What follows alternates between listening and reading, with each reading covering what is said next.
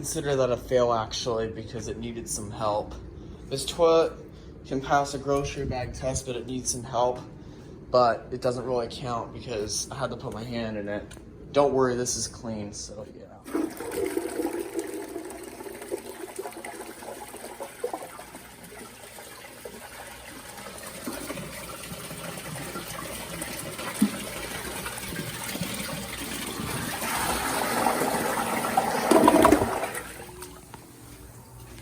I would consider that a fail.